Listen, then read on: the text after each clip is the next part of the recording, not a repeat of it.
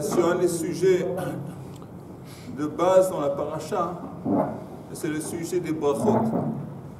Et nous, on est habitués, quand on parle de brachot, de quelque chose qui s'ajoute. Par exemple, quand on parle, on dit à quelqu'un que tu vas avoir la bracha dans les affaires. Normalement, bracha, ça veut dire que tu vas avoir plus d'affaires. Que tu vas avoir plus d'affaires, que tu vas voir que ça va agrandir. Normalement, ça, c'est le sens normal de bracha. Alors, il y a un truc assez bizarre, une question de base qu'on devrait se demander dans la paracha. C'est comment ça se fait que Yaakov Avinu, apparemment, n'a pas appris. Il n'a pas appris de la grosse bêtise qu'il a fait auparavant. C'est quoi la grosse bêtise ou l'erreur qu'il a fait auparavant? On sait que tout le balagan qu'il a eu dans la famille, ça a commencé avec le fait qu'il a démontré de la favoritisme envers un de ses fils. Et ça s'est exprimé dans le sens où il lui a donné que ton est à passer.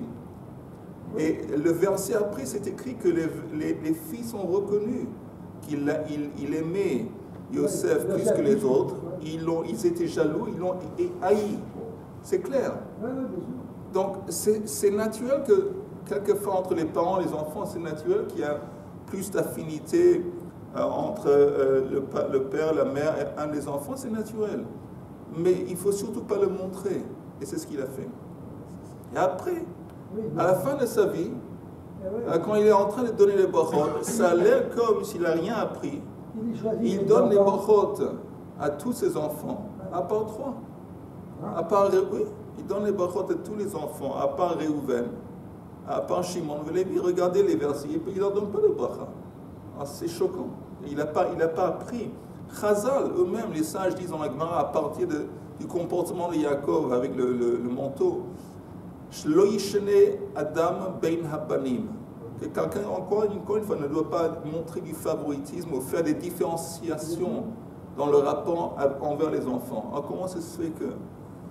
Alors, il y a une très belle réponse que j'ai vue dans le Or HaChaim qui dit que, encore une fois, quand on a dit bracha, normalement, c'était quelque chose qu'on associe à rajouter, qu'on dit accroître, merci. Mais il dit que quelquefois, la bracha consiste d'enlever quelque chose qui embête. Par exemple, Brit Mila, tout le monde est d'accord que quand on fait la mitzvah de Brit Mila, alors ça apporte la bracha à l'enfant, ça apporte la bracha aux parents. Mais la mitzvah de Brit Mila consiste quoi? Elle consiste d'enlever la orla, d'enlever quelque chose qui embête, qui intercepte, qui n'est pas à sa place en quelque sorte. Quand tu enlèves quelque chose qui embête, là il y a la bracha. Et ça, c'est le genre de bracha qu'il a donné à ses trois fils. À Réhouven, quand il a dit Pachaz Kamaim, al total, tu es trop pas spontané, tu es trop impulsif, merci. Tu es trop impulsif et donc al total, tu ne peux pas être le bechor, tu ne peux pas être le manhig. Je te l'enlève, j'enlève cette position. Pour Réhouven, c'est une bracha. Parce que quand on donne à quelqu'un un poste qui ne correspond pas à sa vraie nature, c'est pas bien. Le moment qu'on lui enlève de ce poste, il n'est plus dans ce poste qui ne lui convenait pas, là c'est une bracha. Et c'est une bracha pour Réhouven. La même chose, Réhouven, Lévi et Shimon, qu'est-ce qu'ils leur disent? Ils vont les éparpiller au sein du peuple juif. Ils ne vont pas rester ensemble. C'est une bracha. Parce que s'ils restaient ensemble, alors le fait qu'ils étaient collés ensemble, ça leur nuirait, aussi bien un que l'autre. Le fait que maintenant, ils les empêchent de résider ensemble, ça c'est une bracha. Alors ça c'est déjà le premier point, que la bracha, pas comme nous on pense que c'est toujours une question d'ajouter, et quelquefois la bracha c'est d'enlever. Il y a des fois que... il y a des fois qu'un chidour qui tombe à l'eau, les gens, le type, le fait qu'on t'a enlevé ce chidour, au contraire, c'est pour ton bien. Ou le poste, il voulait un poste, on dit non, on le donne le poste à quelqu'un d'autre. Les mafrères, peut-être plus tard, tu vas constater que c'était une énorme bracha pour toi. Et deuxième chose qu'on voit à la fin, après qu'il finit, Yaakov Avinu de donner les brachot, alors qu'est-ce qui est écrit dans la Torah? C'est écrit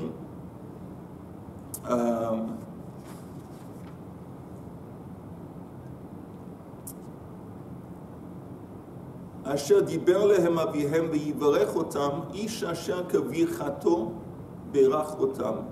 Il leur a tous bénis כברכתו. C'est quoi כברכתו? Il les a bénis en fonction de leur bracha. C'est le cas en fonction de leur bracha. Nous, encore une fois, on a l'habitude de penser qu'une bracha, c'est un truc qui est imposé de l'extérieur. Il y a un sadique qui donne une bracha et il pose la bracha sur la personne qui reçoit la bracha. Mais on voit ici qu'en fin de compte, la bracha, c'est quelque chose, c'est un potentiel qui existe en la personne elle-même. Et la bracha consiste au fait que ça vient aider à ce potentiel, c'est une actualisation d'un potentiel. C'est pas qu'il vient le tzaddik qui donne une bracha, il apporte quelque chose d'extérieur. En fin de compte, en hébreu, le mot bracha, c'est lié au mot brecha. En hébreu, brecha, c'est pas un puits, c'est une fontaine. C'est l'eau qui jaillit de la terre. Une source. Une source. Mais c'est de l'eau qui jaillit. Bon, l'eau ici dont on parle, ce n'est pas de l'eau qui est venue d'en haut du ciel, ce n'est pas de l'eau qui est venue d'une source extérieure. Elle vient de dedans. Ça, c'est la bracha. On ne va pas aller à quelqu'un qui est, je sais pas, qui est artiste. On dit, je te donne une bracha que tu es scientifique. Ce n'est pas une bracha, parce que ça ne correspond à rien, rien ne va se passer. Mais si le type, il est artiste, on dit, je te donne une bracha, que ton art, que il va s'actualiser, il va se répandre dans le monde. Ça, c'est une bracha. Et ça, c'est l'idée de la bracha. En fin de compte, ça dépend, c'est dans nous. La bracha, elle est dans nous. Il faut simplement l'actualiser. D'abord, il faut se rendre compte quels sont les atouts spéciaux qu'on a. Après, il faut œuvrer de les actualiser. Un potentiel. Un potentiel, exactement. Oui. Une question. D'abord, même à la fin de sa vie, il y a un compte, il a pris le truc entre Ephraïm et Ménaché. Déjà, entre les deux, sûrement, Ménaché, il devait être dit, moi je suis un Béchor, et puis voilà, tout de suite, il a préféré le jeune. Ça, c'est un peu bizarre. Oui, et puis deuxièmement, Ephraïm et Ménaché. Mais il y a d'abord, et après, il y a Yehuda qui est avant tout le monde. Alors, la question peut-être que René demande, c'est comment ça se fait que c'est écrit dans la Torah, que Yaakov dit à Yosef, dorénavant, quand vous allez bénir vos enfants, Yivarecha Hashem ke'Ephraim que Ménaché. Le nosach, comment on dit nosach en français? La formule va être celle-là, qu'Ephraim que Ménaché. Pourquoi pas, comme René dit, pourquoi pas comme la bracha de Yehuda ou de je sais pas qui, ou de Yosef. Et la réponse c'est que dans cette bracha qu'il a fait, on sait qu'il a inversé les mains, et il a donné en fin de compte la bracha, disons une bracha particulière, ou plus accentuée à Ephraim, et une bracha à Ménaché. Et ce qui était très beau, ce qui s'est passé avec les fils de Yosef, Ephraim et Ménaché, celui qui a reçu la main droite, il n'a senti aucun orgueil. Et celui qui n'a pas reçu la main droite, il n'a ressenti aucune jalousie. Et ça, c'est à cause de ça, que dorénavant, quand nous, on donne les brachot à nos fils, ça doit être selon ce qui s'est passé avec Ephraim et Ménaché, que dans les brachot, quand on reçoit les brachot, il doit y avoir ni orgueil et ni jalousie. Ni kina ni gava.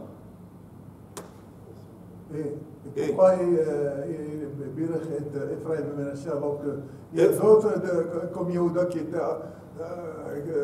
sont ses enfants? Non, simplement le chidouche d'Ephraim et Ménaché, ce n'était pas les fils de Yaakov Avinu. C'était pas les fils, mais le chidouche. Oui, mais ils sont devenus. Commencez par ses enfants. Attends une seconde. Qui méritent mieux. Attends.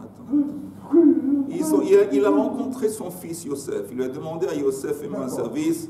Mais il y avait un truc spécial avec Ephraim et Ménaché, qu'ils ont été transformés en tribus. En dépit du fait que c'était des petits-enfants, ils ont reçu le statut comme si c'était des enfants de Yaakov, sont devenus des tribus. Ephraim et Ménaché. D'accord. Et simplement ça, mais c'était pas en premier. Mais Yehuda et tout ça, il plus tard, mais non. Si on fait la comparaison, il est beaucoup plus grand que ces deux-là. René, plus tard, quand Yaakov Avinu commence à bénir ses enfants, le premier enfant qu'il va bénir, c'est qui? C'est Réhouven, parce que c'était le premier-né. Et après, il va selon l'ordre. Et plus tard, c'est Yosef. Il ne parle pas d'Ephraim et Ménaché parce qu'ils sont compris dans la bracha de Yosef. Mais tu vois que plus tard, quand il va livrer Echad Echad, tous ses fils, alors il va selon l'ordre de chronologie quand ils sont nés. Simplement, il y avait un truc spécial à part la bracha. Que Yehuda, il aurait pu être Mevorach Lifnei Ephraim et Menaché. Il était avant. Non. Oui. Non, il a fait. Non, je t'explique encore une fois, la dernière fois. Ephraim et Menaché, c'était un truc à part. Ça ne faisait pas partie de la bracha qui donnait ses enfants. C'était un truc à part quand il les a transformés en tribus. Ça, c'est un autre dossier. Maintenant, au moment qu'il a commencé le dossier de donner des brachot à ses enfants, Yehuda, il vient avant Yosef. D'accord, avec Voilà. tous les enfants. Mais alors, mais les petits-enfants, là, ils étaient Je veux en tant que grand... les enfants. C'est comme ça. J'ai essayé d'expliquer, René. Ouais, d'accord. Mais je n'ai pas réussi. Ok, on est à quelle page? La Medzain. La Medzain et Moudbet.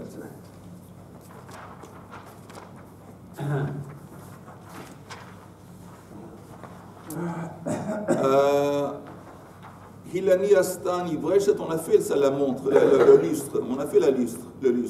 On est arrivé à Afi Asta Tavla. C'est écrit parmi les choses qui ont été contribuées au temple. Non, on n'a pas fait les lignes. Pardon? On n'a pas fait les lignes. Moi, je pense qu'on a fait, non? On n'a pas parlé du lustre. Non, On a parlé du lustre, ouais, quand en passant, mais on n'a pas approfondi. Ok, on retourne. Heleni Imo Astan Nivresh Shel Zahav. Elle a contribué de son argent un lustre très beau et très important qui est fait d'or. Et à quelle ligne, s'il vous plaît? C'est 4-5 lignes dans haut de la page. D'accord. Tana, Besha'a She'achama Zorachat, Nitzutzot Ah oui, Yotzim. on a fait, pardon. Si, on a fait.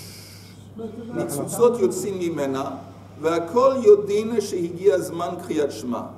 Alors, à quoi servait ce lieu? Ce n'était pas seulement un truc esthétique. Quand le soleil, au moment que ça pointait, ça montait à l'horizon, les premières lueurs de soleil se reflétaient dans le lustre, et c'était un signe, ça servait d'indice pour le peuple que c'était arrivé, le monde de Kriyat Shema était arrivé. Meiti והקורא שמע שחרית עם אנשי משמר ואנשי מעמד לא יצא מפני שאנשי משמר משאימים ואנשי מעמד מאחרים. On avait dit que si quelqu'un disait Kriyat Shema avec l'Anshe Mishmar, la Mishmar des Kohanim qui faisait le service, il n'était pas vraiment quitte. Je souligne le mot vraiment. C'est vrai qu'il était quitte, mais pas vraiment dans le sens que c'était trop tôt. Il était quitte. Mais normalement, ça ne se dit pas plutôt Kriyat Shema que le Netz. Et Anshe Mishmar, il le disait un peu après, à l'Otashachar. Donc, en dépit du fait qu'on est quitte, mais ce n'était pas l'idéal. Bediabar, exactement. Et aussi avec Anshe Ma'amad, c'est les représentants du peuple qui étaient là et qui disaient Kriyat Shema, eux, très tard, parce qu'ils attendaient que toute l'offrande du Korban Atamid a été offerte. Si quelqu'un disait à lui, c'était pas bien. Lo yatsa mipnei she'anshei mishmar mashkimin ve'anshei ma'amad me'acherim. Amar Abaye le'sha'ar ama de Yerushalayim. En fin de compte, mais qu'est-ce qu'on voit? On voit que l'anshei ma'amad, anshei mishmar, il disait Kriyat Shema. Il disait Kriyat Shema ou beaucoup plus tôt, avant que le soleil se levait, ou beaucoup plus tard, après que le soleil se levait. Alors, le lustre, ce fameux lustre qu'a mis en place Eleni Amalka, ça servait à qui? Le Sha'ar Ama de Yerushalayim. Le reste du peuple qui était présent dans la cour, il y en avait beaucoup, c'était un indice pour eux. Ok, on arrivait jusque là l'autre fois. Ve'afhi asta tabla. Eleni Amalka aussi, elle a contribué une plaque. Une plaque, peut-être c'est une plaque d'or, je ne sais pas. Une plaque sur laquelle était engravée la paracha de Sota. La Medzain à Moudbet. La Medzain à Moudbet, un peu plus en bas que la moitié de la page. Il n'y a pas de Mishnah là-bas. Il n'y a pas de Mishnah jusqu'ici. Pourquoi faire la plaque de Sota? Parce que théoriquement c'était très rare, mais s'il y avait quelqu'un qui apportait une femme qui a été jugée en tant que Sota, la Torah dit que le Kohen doit écrire cette paracha sur un claf, un parchemin, Et après, il le met dans de l'eau.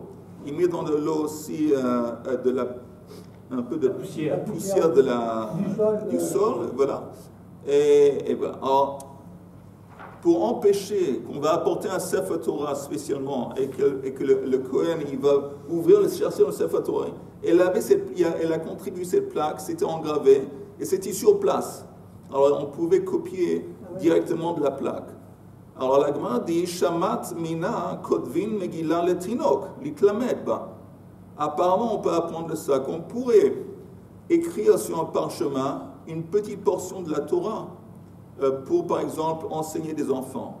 Et ça, c'est apparemment surprenant.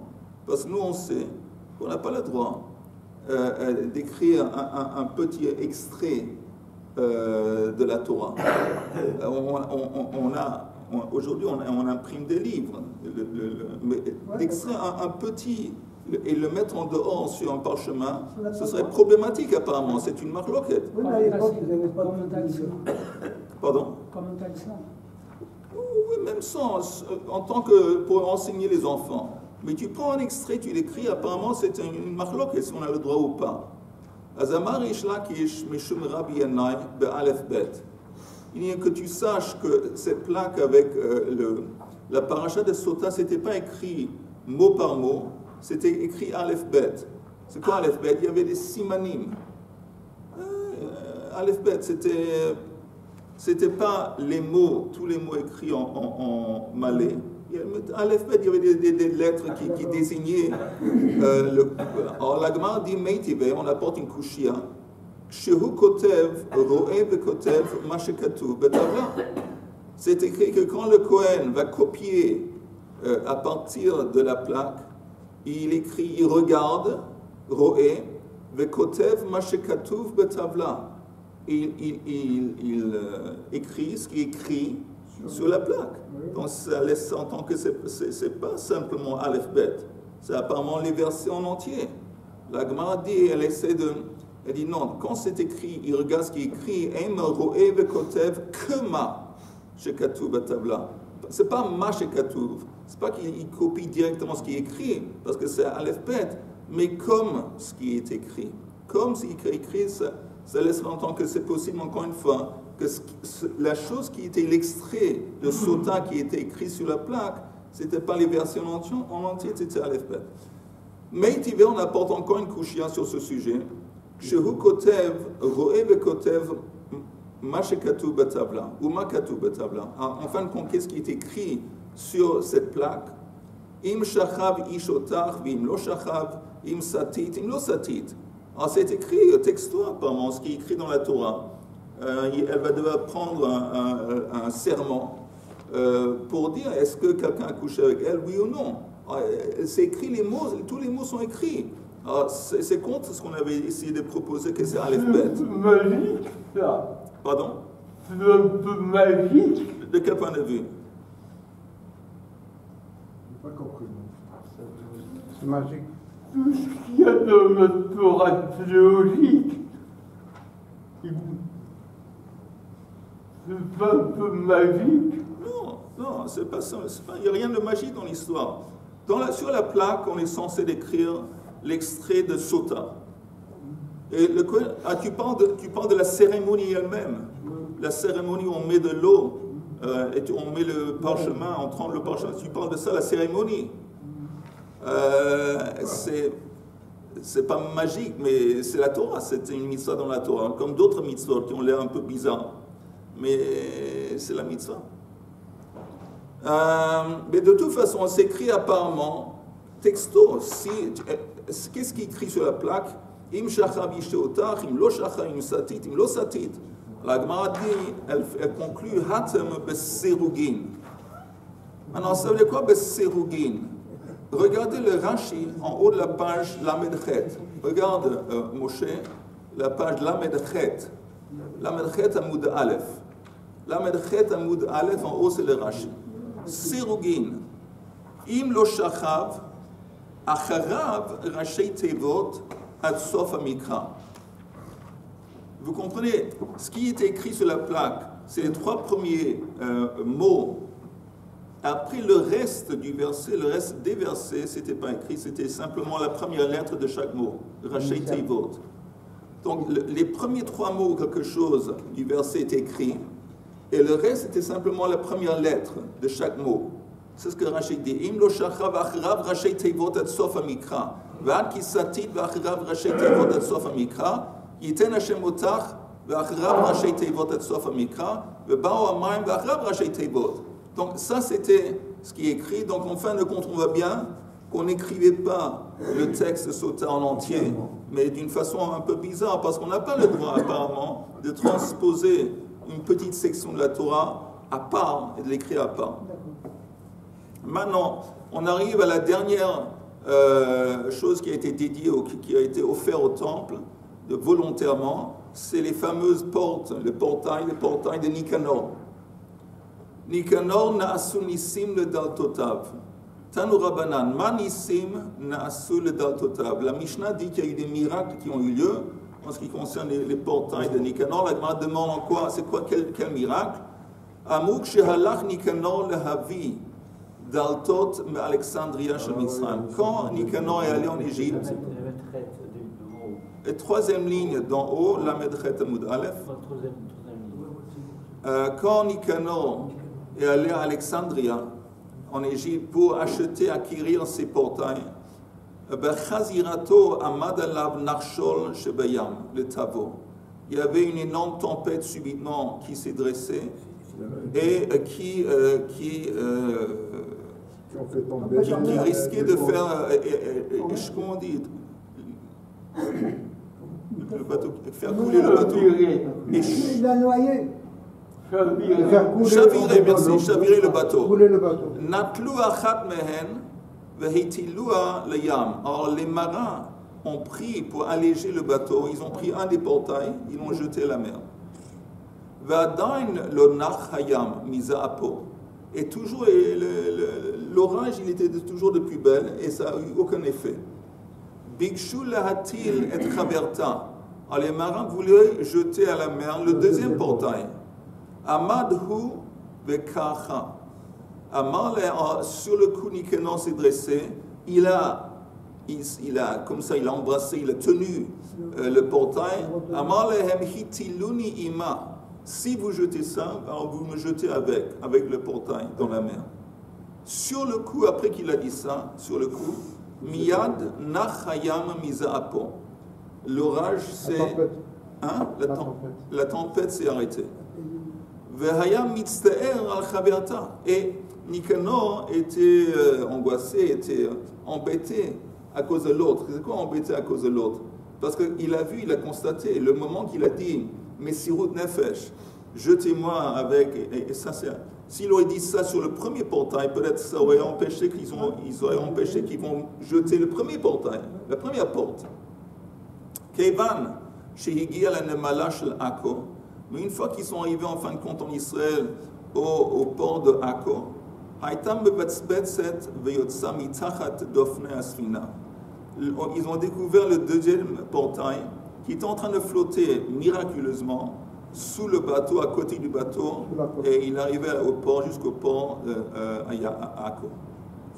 Veyesh omrim bria shebayam bela'ata vehekiata leyabasha. Il y a une autre théorie qu'il y avait une espèce de baleine ou une espèce de poisson, bria shebayam, qui a avalé la porte, il a régurgité, on dit,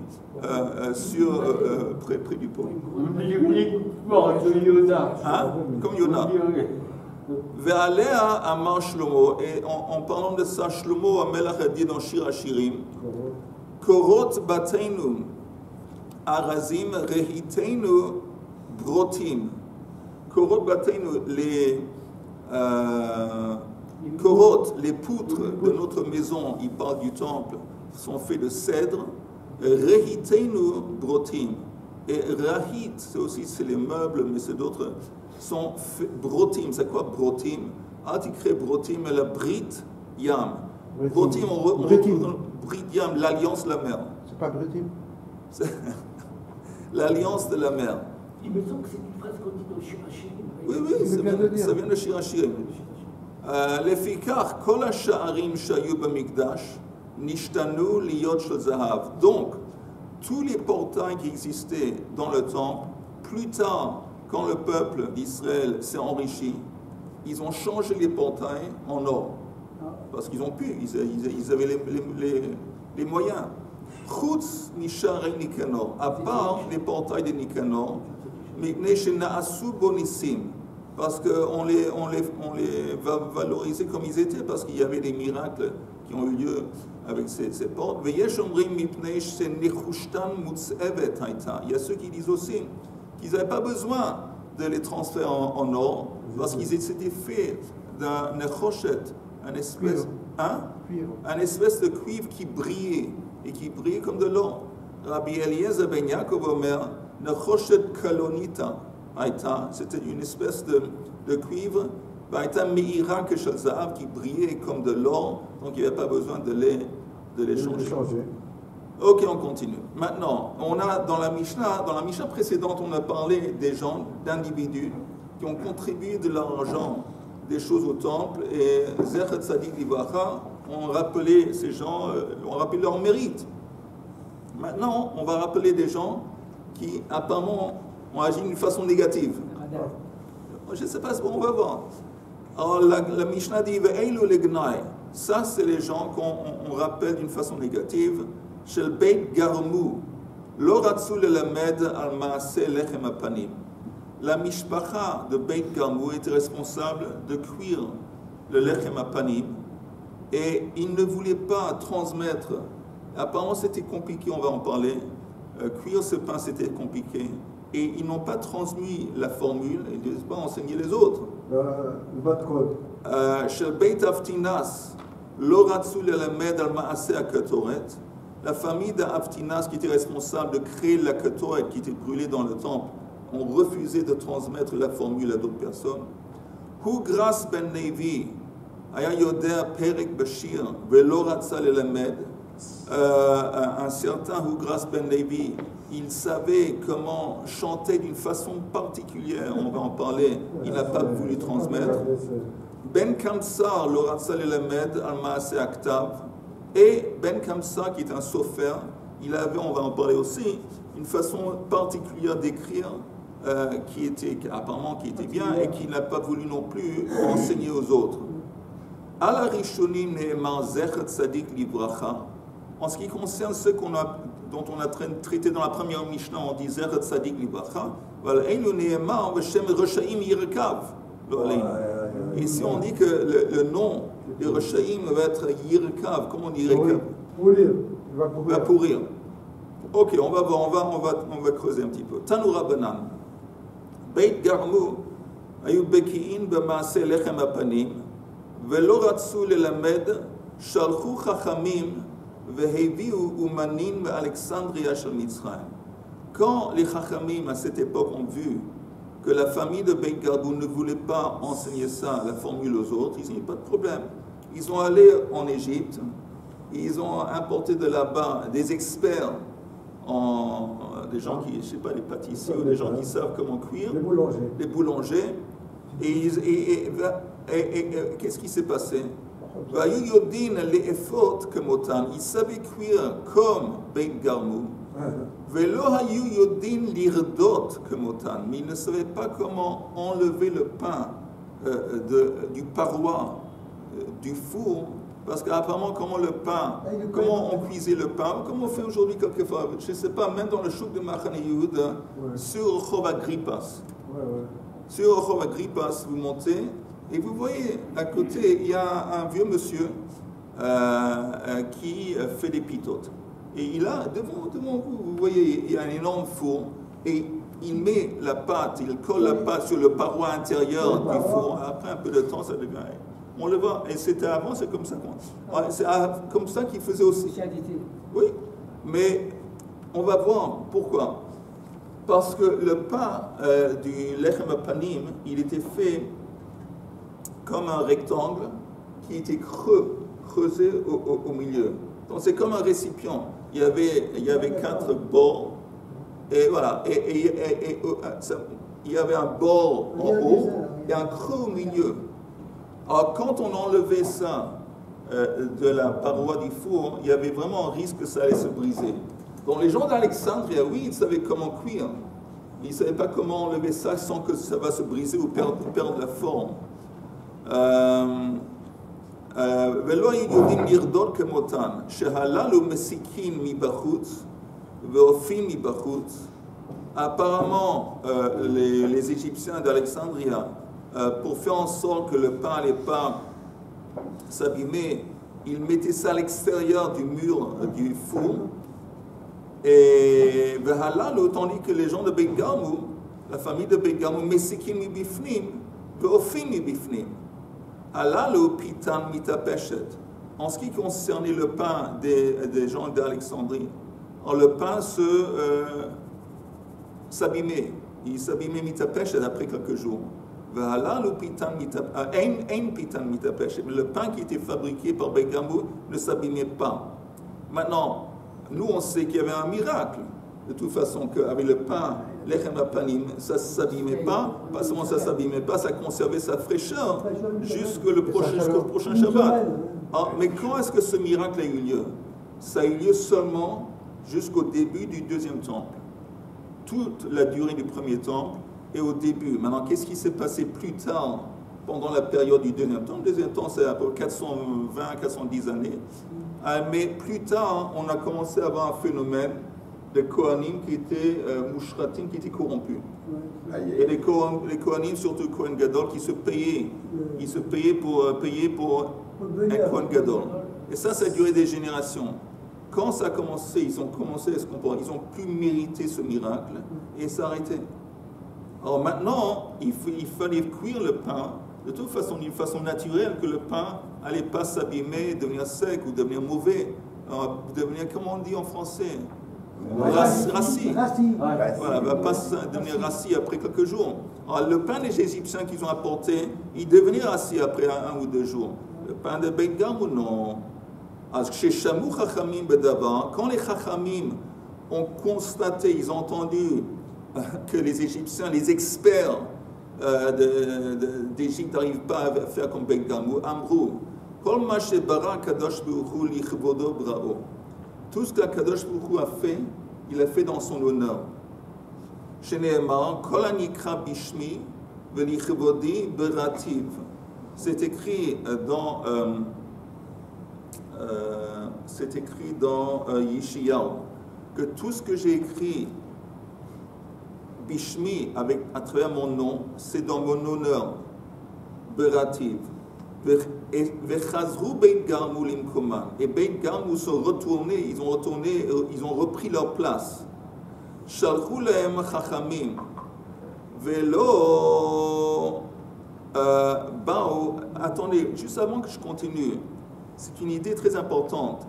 Ils ont dit, les chachamim ont compris. Qu'est-ce qu'ils ont compris? Que c'est vrai, il y a un truc unique, il y a des connaissances uniques que seulement la famille de Beit Garmou savait. Et je vous donne un exemple. Moi, je connais un petit peu la musique, le domaine de la musique. Un peu. Il y a, vous connaissez, il y a des violons qui s'appellent Stradivarius. Ouais. C'est des violons qui ont été faits avant des siècles en Italie. Et Stradivarius lui-même, il a fait à peu près 1000. Il a fabriqué à peu près 1000 violons et violoncelles. Et à peu près quelques centaines se sont perdus. Il y a à peu près 600 qui restent dans le monde. Alors, ces violons, ça se vend à une fortune. C'est un violon de Stradivarius, des millions de dollars. Un son particulier. Des millions, ça. Alors, ce qui est très étonnant, qu'aujourd'hui, avec toutes les connaissances technologiques qu'on a, ils n'arrivent pas à créer un violon, le son qu'il avait. Je ne sais pas si c'est la colle, je ne sais pas si c'est le raisin, c'est le truc, le bois. Ils n'arrivent pas à répliquer le son d'un Stradivarius. Et ça, c'est ce que le verset dit. Kol anikra bishmi velichvodi berativ. Akadosh vous donne des atouts, des qualités, des talents particulier à une personne ou à un couple, à une famille, je ne sais pas quoi. Et ils ont le secret. C'est un secret. C'est pas un truc, bon, c'est pas pour j'ai la technologie, je vais faire la même chose, je vais répliquer. Non. La preuve, on n'arrive pas à répliquer les Havdil, les violons de Stradivarius. La même chose ici, ils n'arrivent pas, ils ont pris les meilleurs pâtissiers, les meilleures choses en Égypte, c'était le top du top, j'imagine, ils n'arrivent pas. Ils arrivent à cuire, mais ils n'arrivent pas comment enlever sans que ça se brise. Non, mais pourquoi Beth Garmou ne voulait pas? Oh, très bonne question. Alors, on continue, on va répondre à ta question. En attendant, alors, Shalchulem Chachamim Velobao, les Chachamim les ont convoqués. Retournez, on aimerait que vous allez retourner reprendre votre place et votre travail. Velobao, ils ne sont pas retournés. Je ne sais pas, ils étaient vexés, ils étaient embêtés, ils ne sont pas retournés. Kaflu lehem sraram vebao. Mais quand ils ont doublé leur salaire, alors ils sont retournés. Bechol yom ayu notlim shneim asar mané, vayom esrim barba. On ne peut pas prendre ça au sens littéral que chaque jour ils recevaient un salaire de 12 manées et maintenant c'est devenu 24 parce que c'est beaucoup trop cher. Ça veut dire que pour chaque jour de travail pendant l'année, c'est un salaire annuel. Donc pour chaque jour de l'année, ensemble, ça veut dire que c'est un salaire de l'année. Mais ils ont doublé le salaire. Rabbi Yehuda omer bechol yom 24 vayom 48. Amrou lehem chachamim, ma ra'item shelo lelamed. Alors maintenant les chachamim ont demandé la question qu'Yehuda a demandé. Pourquoi est-ce que vous avez refusé d'enseigner aux autres votre technique? Parce que c'est important. Pourquoi c'est important? Ils se sont dit les chachamim, si la technique se perd, c'est foutu pour le lechem apanim. Amrou lehem yodin hayu shel beit abba shebait ze atid yichrev. On a une tradition de nos ancêtres que cette maison, donc le temple, est censé être détruit un beau jour, pas un beau jour, mais un jour.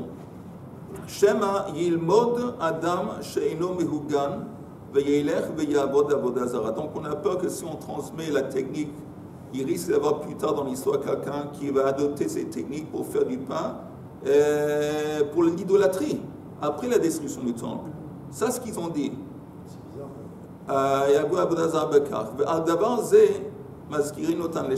Maintenant, la Gemara dit, mais il y a tout de même quelque chose sur lequel on les rappelle, le Shevach. Comment on dit le Shevach? Positif.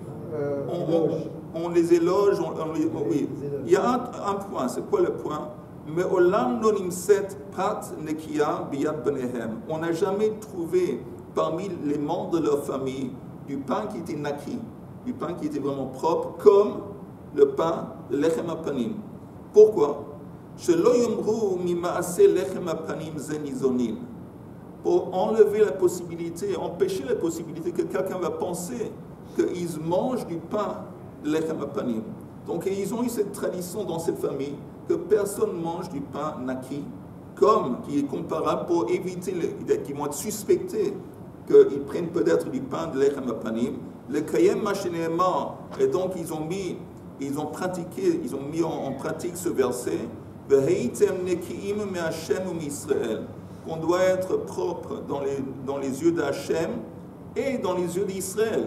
On doit se comporter d'une façon qu'on ne risque pas d'élever des soupçons ou quelqu'un va soupçonner à notre égard qu'on a fait quelque chose de mauvais. Mais ce qui est intéressant, que il les rappelle d'une façon positive à cause de ça, mais on voit qu'ils n'ont pas accepté l'argument qu'ils ont présenté, qu'on a eu peur qu'après le temple, ça va être détruit, quelqu'un qui est idolâtre va prendre la formule. Non, parce qu'ils ne les ont pas cru.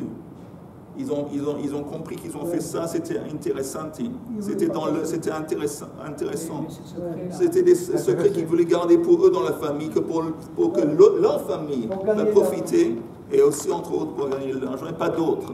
Et donc c'est pour ça qu'ils n'ont pas l'Oïskiro tam le Shvar. Mais néanmoins, il y avait quelque chose d'autre. Non seulement chez l'Oïskiro le Shvar, mais en plus. Les Gnaï. Ouais. Shem Reshaim Yirakev. Oui. Mais c'est pas arrivé jusqu'à nous. Hein? C'est pas arrivé jusqu'à nous. Non, aujourd'hui non, on ne sait pas. Mais j'espère, Bezrat Hashem, quand Akadosh va restituer le temps, il restitue tous les secrets qui étaient avant. Il n'y a pas eu des écrits, il n'y a pas eu qui sont restés avec le temps. Il y a la qualité de la Tu sais, il y a des Kélim, nous on a une croyance que l'Aaron HaKodesh qui a été caché va être retrouvé. On sait où ça. Alors, oui, mais il va te retrouver. Alors, Bezrat Hashem aussi, des choses comme ça, les formules, comment exactement il y a des choses se dérouler dans le temps, aussi, ça aussi, ça devrait s'étudier. Bekaro, Bezrat Hashem.